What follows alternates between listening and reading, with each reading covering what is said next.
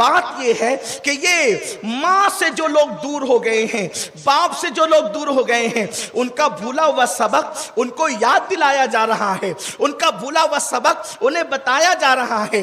آج کے میرے جوان لڑکے، آج کے میرے نوجوان لڑکے اور لڑکیاں ماں باپ کو جو خون کے آنسو رلا رہے ہیں، والدین کو جو خون کے آنسو رلا رہے ہیں، وہ اللہ اکبر شاید کسی دور میں نہیں دیکھا گیا ہوگا۔ میرے پیارے آقا صلی اللہ علیہ وسلم کے دیوانوں، ایک جوان اللہ کے رسول علیہ السلام کی بارگاہ میں آتا ہے، عرض کرتا ہے یا رسول اللہ میں صدقہ بہت دیتا ہوں، یعنی زکوٰۃ بہت دیتا ہوں، 5 وقت کی نمازیں بھی پڑھتا ہوں، ماہ رمضان کے روزے بھی رکھتا ہوں، حج بھی میں نے کر لیا ہے، یا رسول اللہ میرے بارے میں کیا حکم ہے؟ اللہ کے رسول فرماتے ہیں اگر تو ماں باپ کو ناراض نہیں کرتا تو تو انبیاء، صدیقین، شہداء کے ساتھ جنت میں اس طرح رہے گا جیسے یہ 2 انگلیاں قریب ہے۔ یعنی یہ عبادت اس وقت تک جنت میں نہیں لے جائے گی جب تک تیرے ماں باپ تجھ سے راضی نہیں ہے۔ آج داڑھیوں پر تو توجہ ہے، ہم داڑھی کے مخالف نہیں ہیں، آج نمازوں پر بھی توجہ ہے، نماز افضل العبادات ہے، لیکن مسجد جانے سے پہلے کبھی ماں باپ کا چہرہ بھی دیکھا؟ اپنی ماں کو اور اپنے باپ کو گھر کا کچرا سمجھنے والوں مجھے بتاؤ، اپنے ماں باپ کو تم ماں باپ کہنے کے لیے تیار نہیں ہو؟ ماں باپ کو بڈھا اور بڈھی کہا جاتا ہے، بلکہ اب تو حالات یہ ہیں اپنے ماں باپ سے لوگ جلدی سے شادی کے بعد الگ ہو جاتے ہیں، علیحدہ ہو جاتے ہیں، اور اللہ اکبر ماں باپ سے دوری اختیار کر لیتے ہیں۔ آج یہ حدیث پاک سنیے، میں پھر کہتا ہوں وقت کی قلت کی پیروں میں زنجیر ہے، لیکن صرف دل کا درد آپ کے سامنے پیش کرنا چاہتا ہوں۔ ماں کو دوسروں کے بھروسے چھوڑنے والوں، باپ کو دوسروں کے بھروسے چھوڑنے والوں، میں نہیں پالوں گا میری ماں کو تو میرا بھائی پالے گا، میرا بھتیجا پال لے گا، دوسرا بھائی پالے گا، تیسرا بھائی پالے گا۔ میں کہتا ہوں کیسا المیہ ہے، جب بچے چھوٹے ہوتے ہیں تو سب کہتے ہیں میری ماں، میری ماں، میری ماں، اور جوان ہو جاتے ہیں، علاج کی بات آئے تو تیری ماں، خدمت کی بات آئے تو تیری ماں، رکھنے کی بات آئے تو تیری ماں۔ حیرت کی بات ہے، یاد رکھنا کائنات کی ساری عبادتیں کر لو، اگر والدین کی رضا دامن میں نہیں ہے تو تمہارے منہ پہ پھینک دی جائے گی وہ عبادتیں جو تم نے کی ہے۔ بلکہ حدیث پاک ہے، اللہ کے رسول صلی اللہ علیہ وآلہ وسلم فرماتے ہیں اسلام میں سب سے بڑی خدا کی محبت کا ثبوت یہ ہے کہ انسان شہید ہو جائے۔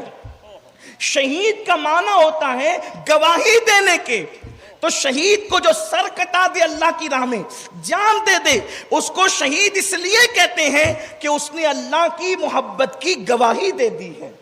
شہید کو شہید کہنے کا ایک مقصد یہ بھی ہے، اب سنیے، وہ شہید ہو گیا، وہ شہید ہو گیا یعنی جان دے دی، سر نہیں جھکایا 20 منٹ کے لیے، صدقہ نہیں نکالا چند روپے کا، بلکہ جان دے دی اللہ کے لیے۔ اللہ کے رسول فرماتے ہیں اگر ماں باپ یا دونوں میں سے کوئی ایک بھی ناراض ہے تب بھی وہ شہید ہو کر بھی جنت میں نہیں جائے گا، شہید ہو کر بھی اس کو جنت نہیں ملے گی۔ ارے ماں باپ کی خوشی کے بغیر شہادت پر بھی جنت نہیں ملتی، تو ماں باپ کی خوشیوں کے بغیر شادی کرنے والوں کو خوشیاں کیسے ملے گی؟ ماں باپ کو چھوڑ کر الگ گھر بسانے والوں کو خوشیاں کیسے ملے گی؟ کہاں ہے آج کے میرے جوان اور آج کل کی خواتین بھی، نوجوان لڑکیاں بھی گھر میں 6 مہینہ 4 مہینہ رہتی ہے اور پھر کہتی ہے اگر آپ کو میرے ساتھ رہنا ہے تو تمہارے ماں باپ کے ساتھ میں رہنا نہیں چاہتی، اور پھر وہ جورو کا غلام اپنی بیوی کی خاطر اپنے ماں باپ کو چھوڑ دیتا ہے۔ اللہ کے رسول فرماتے ہیں جو اپنی بیوی کو اپنی ماں پہ ترجیح دے اللہ نے اس پہ جنت کی خوشبو بھی حرام کر دی ہے، نہ اس کا فرض قبول ہے نہ اس کا نفل قبول ہے۔ یہ اللہ کے رسول کی حدیث ہے کہ جس نے بیوی کو ترجیح دی ماں پر، اللہ کے رسول فرماتے ہیں اس کا خدا فرض بھی قبول نہیں کرتا، نفل بھی قبول نہیں کرتا۔ یہ میں نہیں کہہ رہا ہوں، جس کے کہنے پہ ہم نے کلمہ پڑھا ہے۔ آج کل کی عورتیں یہ سمجھتی ہیں کہ اگر وہ اپنی ساس کو بے سہارا چھوڑ کر نکل جائیں گی، اپنی ساس کو بے سہارا چھوڑ کر نکل جائیں گی اپنے شوہر کو لے کر، تو کیا کل اس نے ساس نہیں بننا؟ کیا کل اس نے ساس نہیں بننا؟ تم کسی کے بیٹے کو ظلمن چھین لے جاؤ گی، تمہاری اولاد بھی تم سے چھینی جائے گی۔ میری بہن بہت دور نہیں ہے اللہ، میرے نبی نے فرمایا البر لا یبلا والذنب لا ینسا والدیان لا یموت، اعمل ما شئت کما تدین تدان، اعمل ما شئت کما تدین تدان، اعمل ما شئت کما تدین تدان۔ اللہ کے رسول فرماتے ہیں نیکی کبھی پرانی نہیں ہو سکتی، گناہ کبھی بھلایا نہیں جا سکتا، صلہ دینے والے خدا کو کبھی موت نہیں آئے گی، تم جیسا کرو گے ویسا بھرو گے۔ جوانی میں گناہوں کے کانٹے بونے والی خواتین دل کے کانوں سے سنے، ایک دن ساس تو آپ نے بھی بننا۔ اللہ کے رسول فرماتے ہیں تم اپنے ماں باپ کے ساتھ جیسا سلوک کرو گے تمہاری اولاد تمہارے ساتھ ویسا ہی سلوک کرے۔ اگر تم چاہتے ہو کہ تمہاری اولاد تمہارے ساتھ اچھا سلوک کرے، حدیث پاک ہے، اللہ کے رسول فرماتے ہیں صلی اللہ علیہ وآلہ وسلم، آقا ارشاد فرماتے ہیں کہ جو ماں باپ کے ساتھ اچھا سلوک کرتا ہے اللہ اس کو ایسی اولاد دیتا ہے جو اس سے زیادہ اچھا سلوک اس کے ساتھ کرتی ہے۔ آج چلا کر ماں باپ سے باتیں کرنا، کمانا زیادہ، تھوڑا سا ماں باپ کے ہاتھوں میں رکھ کر ہوج موج کرنا، ماں باپ کو اخراجات کے لیے تنگ کرنا۔ میرے پیارے آقا صلی اللہ علیہ وسلم کے پیارے دیوانوں، آئیے وہ حدیث پاک مجھے یاد آتی ہے۔ اللہ کے رسول علیہ السلام کے دور میں، توجہ سننا، اللہ کے رسول کے دور میں ایک شخص ہیں، بلکہ صحابی ہیں، اور ایسا صحابی جو کثرت سے صدقہ دیتے ہیں، کثرت سے نمازیں پڑھتے ہیں۔ وہ صحابہ میں اتنے نیک ہیں کہ وہ کثرت سے صدقہ دیتے ہیں، حدیث میں آیا ہے کثرت سے صدقہ دیتے ہیں، کثرت سے نمازیں پڑھتے ہیں۔ ان کا نام علقمہ ہے۔ علقمہ، ان کی روح نکلنے والی، اللہ کے رسول کے پاس کوئی آ کر کہتا ہے یا رسول اللہ وہ علقمہ کی روح نکلنے والی ہے۔ سرکار نے کہا بلال، صہیب اور سلمان تم تینوں جاؤ اور اس کو کلمے کی تلقین کرو کہ کلمہ پڑھتے پڑھتے دنیا سے جائے۔ تینوں پہنچے، کہا کلمہ پڑھ، تو کلمہ ان کی زبان پہ نہیں آ رہا۔ جو عورتیں اپنے شوہر کو ماں سے جدا کرتی ہیں، کیا وہ چاہتی ہیں کہ ان کا شوہر کلمے کے بغیر دنیا سے جائے؟ شوہر کو تم نے یہی صلہ دیا ہے شوہر ہونے کا۔ صرف ایک بڑھیا کو پالنے کی بات ہے عزت کے ساتھ، ایک بوڑھے کو پالنے کی بات ہے عزت کے ساتھ، وہ بھی ہم سے نہیں ہوتی۔ اور پھر کیوں پالنا ہے؟ کیونکہ انہوں نے ہمیں پالا ہے، انہوں نے ہمیں پالا ہے۔ یہ وہ لوگ ہیں جن کے چہرے پہ نگاہ اٹھتی ہے تو مقبول حج کا ثواب ملتا ہے۔ اللہ کے رسول فرماتے ہیں جس کو یہ پسند ہو کہ اللہ اس کی عمر لمبی کرے اور اس کے رزق میں برکت عطا کرے، وہ چاہے کہ اپنے ماں باپ کے ساتھ اس نے سلوک کرے۔ جو ماں باپ کے ساتھ اس نے سلوک کرے اللہ اس کی عمر لمبی کرتا ہے اور اس کے رزق میں برکت دیتا ہے، اس کو کبھی محتاج نہیں کرتا زمانے کا۔ یہ بزرگوں کے احترام پر یہ صلہ ہے، ماں باپ کے احترام پر یہ صلہ ہے۔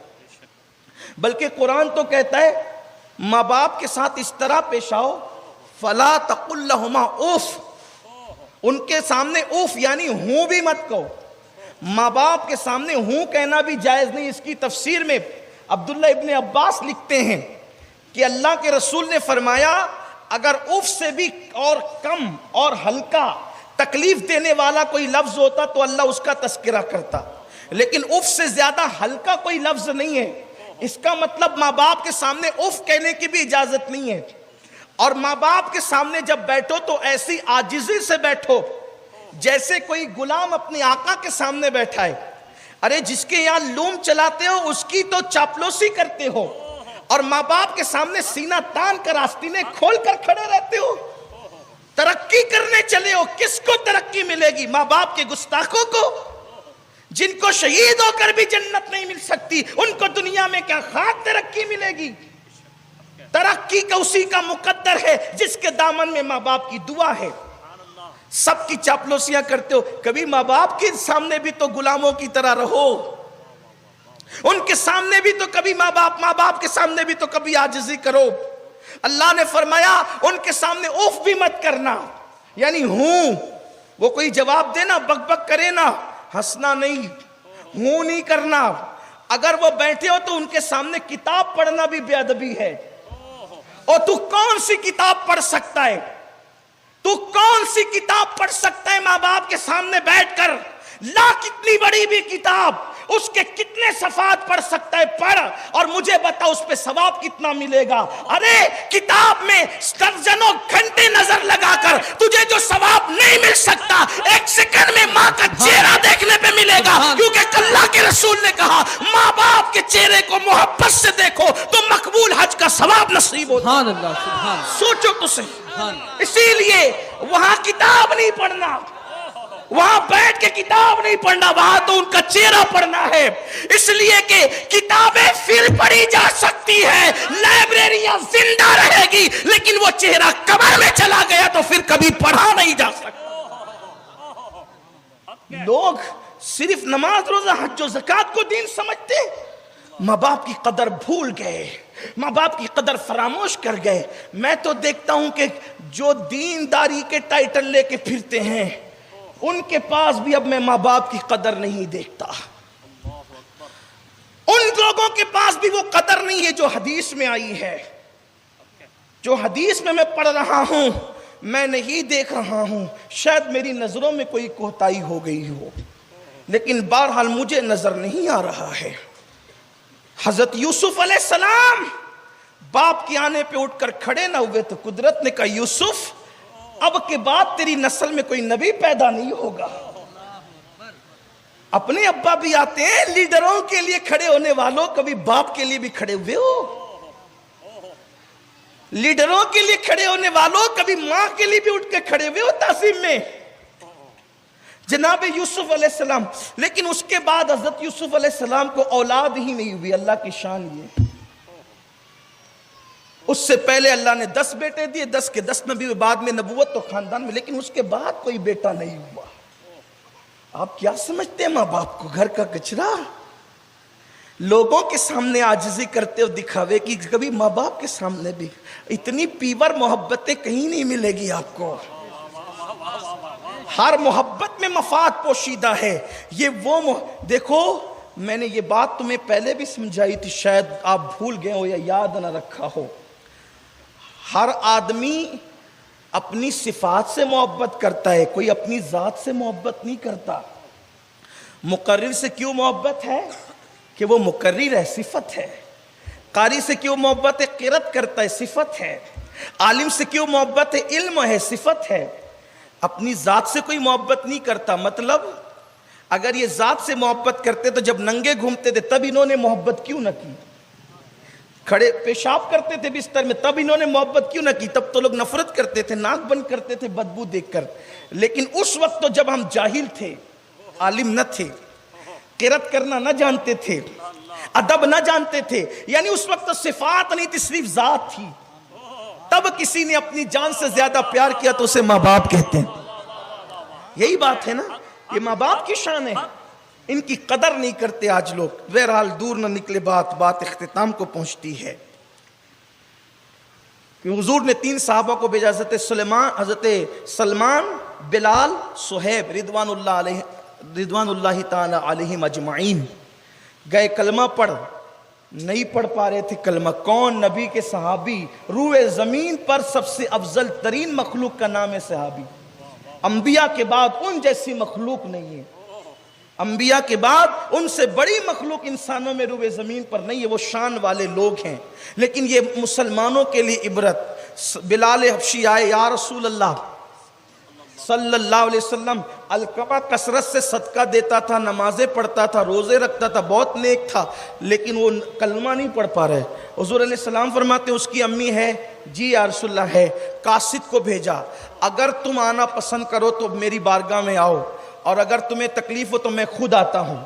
ان کی ماں لکڑی لے کر کھڑی ہو گئی، کہا میرے مصطفیٰ کریم کا حق یہ ہے کہ ہم اس دربار میں حاضری دیں، اس لیے کہ ان کی بارگاہ کی حاضری سے بڑی عبادت اور کیا ہے؟ اللہ اکبر۔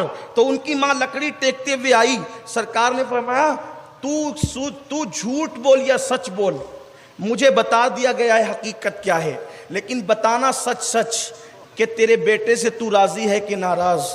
عرض کی یا رسول اللہ میں اس سے ناراض ہوں۔ سرکار فرماتے ہیں اب میں تیرے بیٹے کو آگ میں جلا دوں گا زندہ۔ انہوں نے، ماں کی ممتا تھی، ممتا تڑپ گئی، عرض کی یا رسول اللہ ایسا نہ کریں. سرکار فرماتے ہیں کہ اگر تو اس کو معاف کر کے راضی نہیں ہوگی تب تو وہ جہنم میں جلنا ہے اس کو, تو ایک کام کر تو اس کو معاف کر دے. کہا حضور میں نے معاف کر دیا. سرکار نے بلال سے کہا بلال کہیں ایسا نہ ہو کہ زبان سے معاف کر کے دل میں اندر ہی اندر ناراض ہو, اس کی رضا یا ناراضگی گھر جا کے پتہ چلے گی. اس نے واقعی معاف کیا یا نہیں کیا اس کے گھر جا کے پتہ چلے گی. جا دیکھ گھر میں کیا حال ہے. جب گئے تو دیکھا کہ علقمہ کلمہ پڑھ رہے ہیں, لا الہ الا اللہ محمد الرسول اللہ, لا الہ الا اللہ محمد الرسول اللہ. علقمہ کلمہ پڑھ رہے, دوڑ کیا یا رسول اللہ وہ تو کلمہ پڑھ رہا ہے. سرکار فرماتے ہیں ماں راضی ہو گئی, اس کی علامت یہ ہے. ان کا انتقال ہو گیا. سرکار نے فرمایا غسل دو, اب توجہ, غسل دو, کفن پہناؤ, میں خود جنازے میں شرکت کروں گا. علقمہ پر میرے ماں باپ قربان, ہزاروں نیکوں کی نیکیاں قربان کہ حضور جس کے جنازے میں شرکت کے لیے آئے. حضور جنازے میں آئے, قبر میں دفن کیا, اور دفن کرنے کے بعد قبر کے پاس کھڑے ہو کے اعلان کیا, لوگوں اگر تم نے اپنی بیوی کو اپنی ماں پر اپنی بیوی کو ترجیح دیا تو اس پر اللہ کی, رسول کی اور سارے فرشتوں کی لعنت ہے. اگر تم نے بیوی کو ترجیح دیا ماں پر تو تم پر, اس شخص پر جس نے ترجیح دیا ہے بیوی کو ماں پر, اللہ کی, رسول کی, سارے فرشتوں کی لعنت ہے. اور پھر فرماتے ہیں نہ اس کا فرض قبول ہے نہ اس کا نفل قبول ہے. اب آپ سے پوچھتا ہوں, بیوی بیمار پڑے تو ہم کتنی جلدی لے کر دوڑتے ہیں دواخانے میں, ماں بیمار پڑے تو یہی چستی دکھاتے ہیں. بیوی مطالبہ کرے تو کتنی جلدی. میں یہ نہیں کہتا بیوی کا مطالبہ پورا نہ کرو, اس کے بھی حقوق ہیں جو میں بیان کر چکا ہوں, اگلی نشستوں میں بیان ہو گیا ہے. آپ کوئی مفہوم مخالف مراد نہیں لیں گے. لیکن آپ سے پوچھتا ہوں, بیوی سے بڑا حق تو ماں کا تھا نا, ماں کا تھا. لیکن آپ نے کیا کیا, بلکہ اب وہ نوجوان لڑکے جو پسند کی شادیوں کے چکر میں ماں باپ کا دل دکھاتے ہیں, ان کو اہمیت نہیں دیتے, ان سے بھی میری گزارش ہے خدا کے لیے ایسا نہ کریں. بات سمیٹتے ہوئے اب آخری بات عرض کروں. دیکھو, اگر ماں باپ ہمیں کسی بات کا حکم دیں, چاہے اس میں اپنا جتنا بڑا نقصان ہو, لیکن وہ حکم غیر شرعی نہ ہو, اس پہ عمل کرنا ہمارے لیے ضروری ہے. جیسے ماں باپ کہہ دے بیٹا تو نے حج فرض کر لیا ہے, اب تو نے نفل حج کے لیے نہیں جانا ہے, تو آپ کو حج کرنے میں جتنا ثواب ملنے والا تھا نفل, ماں کے کہنے پہ عمل کرنے میں اس سے زیادہ ثواب آپ کو رکنے میں ملے گا. یہ بات ہے. آپ نفل نماز پڑھ رہے تھے, ماں کو ضرورت تھی, پتا تھا کہ آپ نفل پڑھ رہے ہیں, ماں نے کہا بیٹا ادھر آ, مجھے تیری ضرورت ہے. فقہا کہتے ہیں نفل نماز توڑ دے اور ماں کی بارگاہ میں حاضر ہو جائے, ان کی خدمت کرے. یہ ہے اپنے اسلام کا فرمان. تو اب بتاؤ, آپ کہتے ہیں کہ میں اپنی پسند کی کروں گا, اس میں ماں باپ سے پوچھتے نہیں. لڑکیاں لے کر کے بھاگنے کا سسٹم آج بہت بڑھتا جا رہا ہے. یہ طوفان ہے, اس کو روکنا بہت ضروری ہے. یاد رکھنا, جس شادی میں ماں باپ کی خوشی نہیں, اس میں بلائیں نازل ہوتی رہے گی. اس لیے کہ شہید ہو کے جنت نہیں مل سکتی تو شادی کے بعد خوشی کیا مل سکتی ہے. ماں باپ جو کہہ دے عمل کرو. بلکہ قرآن میں ہے, اگر تمہارے ماں باپ تم کو شرک کا حکم دیں کہ تو شرک کر, سرکار فرماتے ہیں, قرآن کی آیت بھی ہے کہ تمہیں شرک نہیں کرنا, لیکن ان کے کہنے پہ شرک تو تم نہیں کر سکتے. مگر اب یہ نہیں کہ انہوں نے شرک کی طرف دعوت دی تو ان کو چھوڑ کے بھاگ جاؤ, یہ خاص بات ہے. شرک کی طرف بلا رہے, اب ان کو مارو پیٹو کہ یہ تو ہمیں مشرک بنانا چاہتے. نہیں, اللہ فرماتا ہے, حضور بھی فرماتے ہیں, شرک کی طرف بلاتے ادھر مت جانا, لیکن دنیاوی معاملے میں ان کے ساتھ حسن سلوک کرنا, ان کی خدمت کرنا, ان کو خرچہ دینا, ان کو کھانا دینا, ان کو پانی دینا, ان کو کپڑا دینا, ان کے اخراجات پورے کرنا.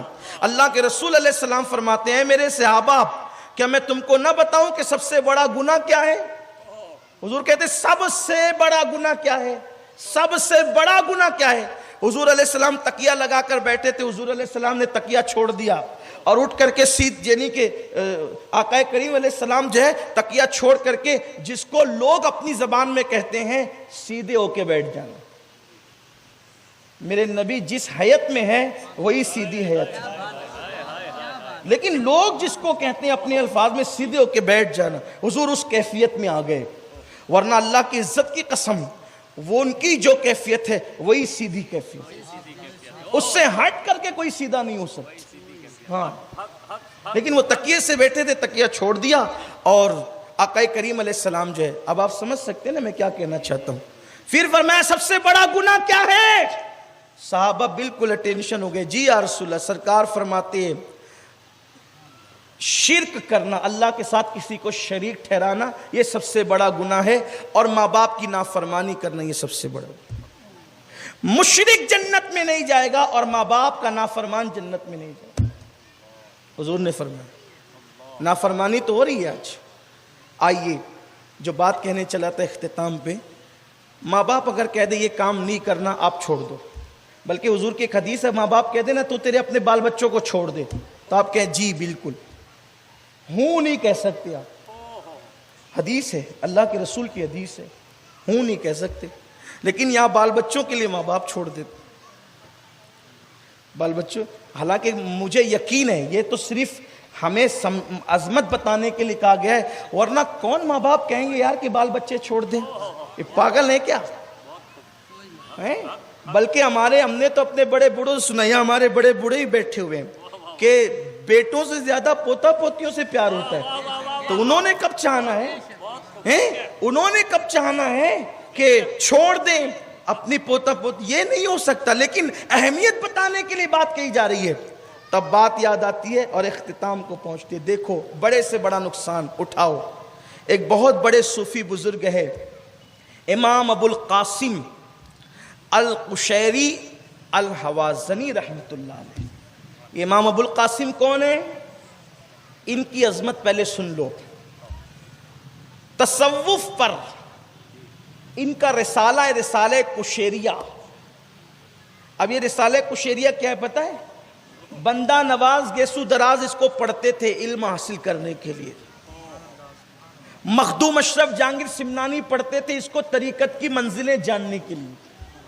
اور اس رسالے کی شان یہ ہے کہ صوفیہ فرماتے ہیں رسالہ کشیریہ جس گھر میں رکھا جائے اس میں چوری بھی نہیں ہوگی، اس میں آگ بھی نہیں لگے گی. یہ ہے رسالہ کشیریہ، بارگاہ رسالت میں مقبول. اس کے مصنف کا نام ہے امام ابو القاسم القشیری.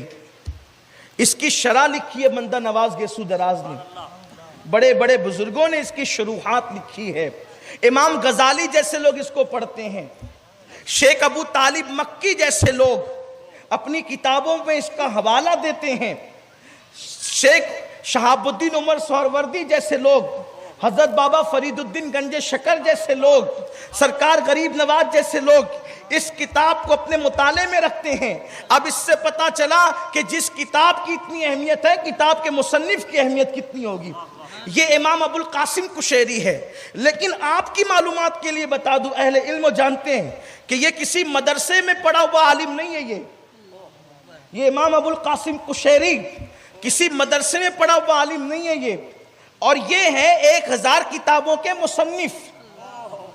یہ ہے 1000 کتابوں کے مصنف، لیکن کہیں پڑھا نہیں. اس کی وجہ کیا بنی؟ اسی پہ بات ختم. اس کی وجہ کیا بنی؟ اسی پہ بات ختم. میرے پیارے آقا صلی اللہ علیہ وسلم کے دیوانوں، اور جہاں سے پڑھ رہا ہوں حوالہ ہے امام جلال الدین سیوطی خاتم الحفاظ کا. اس بات کو جو میں پڑھ رہا ہوں یہ امام جلال الدین سیوطی خاتم الحفاظ نے لکھا ہے. امام جلال الدین سیوطی رحمت اللہ علیہ لکھتے ہیں کہ یہ امام ابو القاسم القشیری الحوازنی، ان کو بچپن میں حصول علم کا بڑا شوق تھا. اتنے علم کا ذوق و شوق تھا کہ آپ نے اپنی امی سے کہا امی جان میں علم سیکھنے کے لیے دوسرے شہر جانا چاہتا ہوں تاکہ علم کی پیاس بجھا سکوں. ماں نے کہا ٹھیک ہے بیٹا جا. اور اس کے بعد یہ جیسے ہی گھر سے نکلے تو ماں نے کہا اللہ تو جانتا ہے کہ میرے بیٹے کے بغیر میں رہ نہیں سکتی، میرے بیٹے کے بغیر ایک لمحہ رہنا میرے لیے قیامت ہے. اللہ تجھ سے دعا ہے کہ کوئی ایسے سبب بنا دے کہ میرا بیٹا واپس آ جائے اور میرا بیٹا میرے ہی پاس رہے. ایسی حالت میں ایک منزل پر چلے تھے کہ ان کو استنجا کی حاجت ہوئی. آپ نے اپنے دوست سے کہا آگے بڑھیں گے بعد میں استنجا کر کے آتا ہوں. استنجا کے لیے گئے، وہاں ان کے کپڑے خراب ہو گئے. کپڑے خراب ہوئے تو سوچا خراب کپڑے لے کر آگے بڑھنے سے اچھا ہے گھر قریب ہے، چل کر کے پہلے غسل کرتے ہیں، کپڑے تبدیل کرتے ہیں، پھر آگے کا سفر طے کرتے ہیں۔ جیسے ہی گھر میں آئے ماں کو روتے ہوئے پایا، اور پھر ماں یہ کہہ رہی تھی اللہ میرے بیٹے کو بھیج دے، میرے بیٹے کو بھیج دے، اس کے بغیر میں ایک لمحہ نہیں رہ سکتی، قیامت ہے میرے لیے گھڑی۔ اللہ اکبر، پیچھے سے آ کر کے بات سن لی، اور سننے کے بعد غسل کیا، کپڑے پہنے، کہا امی میں آ گیا، امی میں آ گیا۔ ماں نے کہا بیٹا تیرے بغیر میں رہ نہیں سکتی۔ کہا امی میں نے سن لیا ہے۔ تو ماں نے کہا اب کیا کرو گے؟ کہا ماں ان پڑھ رہ جاؤں گا لیکن تیری مراد سے نہیں آگے بڑھوں گا۔ ان پڑھ رہنا مجھے گوارا ہے لیکن تیری نافرمانی مجھے گوارا نہیں۔ زیادہ سے زیادہ دنیا مجھے جاہل کہے گی لیکن ماں کا غدار تو نہیں کہے گی۔ بس میں نہیں جانا چاہتا، میں نہیں جانا چاہتا، میں ان پڑھ رہوں گا۔ بس ماں نے اللہ اکبر یہ سنا، ماں کی زبان سے نکلا بیٹا میرے قریب رہ کر تجھے خدا ان پڑھ نہ رکھے گا۔ میں دعا کرتی ہوں اللہ تجھے اتنا بڑا عالم بنائے گا کہ دنیا تیرے علم کا ذکر کرے گی، دنیا تیرے علم کے تذکرے کرے گی۔ اللہ اکبر، ماں کی دعا کیا قبول ہوئی؟ داتا علی ہجوری نے تذکرہ کیا، محبوب الہی نے تذکرہ کیا، فرید الدین گنج شکر نے تذکرہ کیا، بابا فرید نے تذکرہ کیا، صاحب قوت القلوب نے تذکرہ کیا، امام جلال الدین سیوطی نے تذکرہ کیا، اور صدیاں بیتنے کے بعد آج ہم ان کا تذکرہ کر رہے ہیں۔ لیکن ماں سے کہا ان پڑھ رہنا ہے، تیری نافرمانی نہیں کرنا۔ میں اس ان پڑھ کو ماں کے وفاداری کے حوالے سے اس پڑھے لکھے پہ ترجیح دیتا ہوں۔ وہ پڑھا لکھا جو ماں کا باپ کا غدار ہے، ان ہزاروں پڑھے لکھوں پر ماں کے ایک وفادار کو ترجیح دیتا ہوں۔ کیوں؟ اس کی وجہ یہ ہے کہ جب ماں نے کہا کہ میری دعا لینے والے خدا تجھے ان پڑھ نہ رکھے گا، اسی رات اللہ نے خضر کو بھیجا، خضر جا، وہ علم کی خاک چھاننے، علم کے لیے شہروں کی خاک چھاننے والے کے پاس، اب تو جا کر اس کو پڑھا۔ امام جلال الدین سیوطی کہتے ہیں 3 سال تک خضر نے پڑھایا، حضرت خضر علیہ السلام نے 3 سال تک پڑھایا۔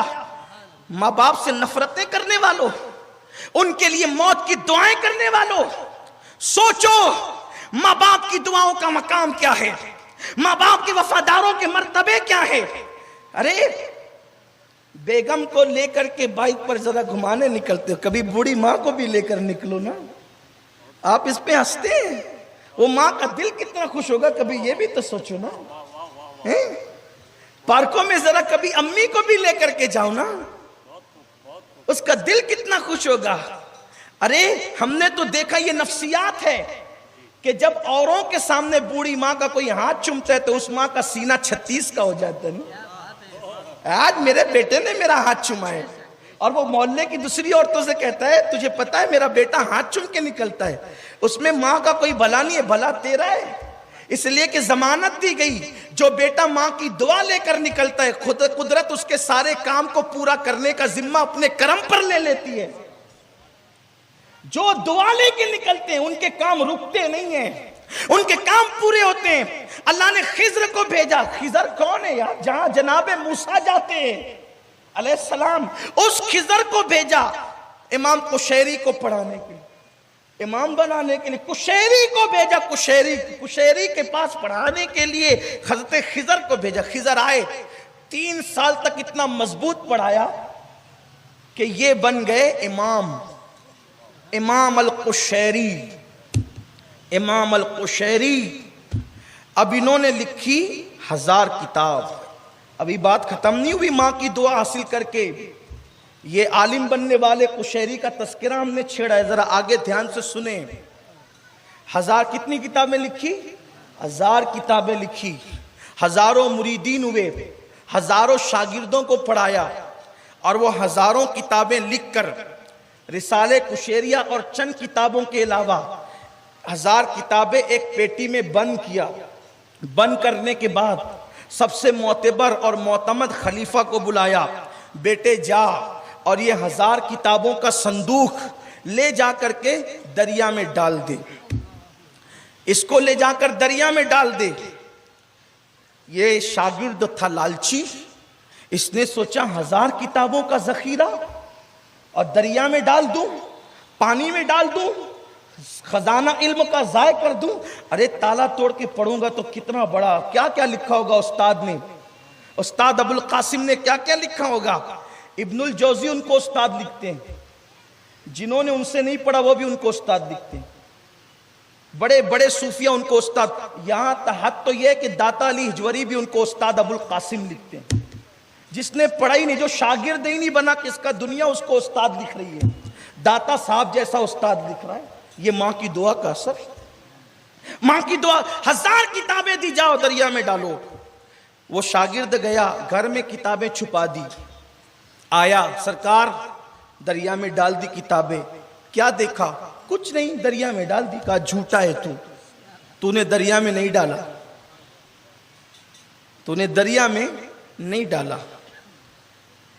پھر کہا ٹھیک ہے ڈال کے آتا ہوں، پھر گیا ڈال دیا۔ سرکار کیا دیکھا؟ کہا کچھ نہیں، پانی کی ایک جھپک اٹھی اور اس کے بعد بیٹھ گئی۔ کہا جھوٹ بول رہے تو نے نہیں ڈالا، تجھے کہتا ہوں دریا میں ڈال ورنہ نقصان اٹھائے گا۔ ٹھیک ہے، گیا ہمت کر کے دل پہ پتھر رکھ کر 1000 کتابوں کا صندوق دریا میں ڈالا۔ جیسے پل پہ کھڑے ہو کر کے دریا میں ڈالا، ایک غیبی ہاتھ نمودار ہوا، ایک غیبی ہاتھ نمودار ہوا۔ اس نے صندوق پکڑا اور وہ ہاتھ دھیرے دھیرے دریا کے اندر چلا گیا۔ اس نے کہا اللہ کی عزت کی قسم دے کے پوچھتا ہوں بتا تو کون ہے؟ اس نے کہا ابو القاسم قشیری کی کتابوں کا محافظ ہوں، ابو القاسم قشیری کی کتابوں کا محافظ ہوں۔ دریا میں ڈال دی گئی کتاب۔ شاگرد آیا، آنے کے بعد کہنے لگا سرکار اتنی محنتوں سے کتابیں لکھی اور دریا میں ڈال دی، دریا میں ڈال دی۔ امام ابو القاسم قشیری کو اس نے کہا تو صحیح، آپ نے فرمایا ذرا اس سے پوچھتا نا جو محافظ تھا میری کتابوں کا، تو وہ کتابیں کب کام آئے گی، اس سے پوچھتا تو صحیح۔ شاگرد نے پوچھا اللہ کی عزت کی قسم بتا ابو القاسم قشیری کی کتابوں کے محافظ بتا یہ کتابیں اب دریا میں گئی تو کام کب آئے گی؟ تو کہا سن، جس وقت قیامت کے قریب حضرت عیسیٰ علیہ السلام زمین پہ نزول کریں گے تو چونکہ نزول عیسیٰ اس وقت ہوگا پہلے زمین پر ساری اسلامی حکومتیں ختم ہو جائے گی، علماء کو شہید کر دیا جائے گا، کتابوں کو زمین دوز کر دیا جائے گا، کتابوں کو ختم کر دیا جائے گا، یعنی پہلے کفر کا ایک دور ہوگا پھر اس کے بعد اسلام کا دور آئے گا۔ تو جب جناب عیسیٰ آئیں گے اور مسلمانوں کا غلبہ ہو جائے گا تو اس وقت اب شریعت محمدی کیا ہے اس کو معلوم کرنے کے لیے لوگ کتابوں کی تلاش میں ہوں گے، لوگ کتابیں ڈھونڈیں گے، وہ جناب عیسیٰ سے کہیں گے عیسیٰ شریعت محمدی ہے کیا، تعلیم مصطفیٰ ہے کیا؟ ساری کتابیں تو اگلے لوگ جلا چکے، ساری کتابیں تو اگلے لوگ ختم کر چکے، اب ہم سیرت محمدی دیکھیں تو کون سی کتاب، شریعت محمدی دیکھیں تو کون سی کتاب؟ تو حضرت عیسیٰ اللہ سے کہیں گے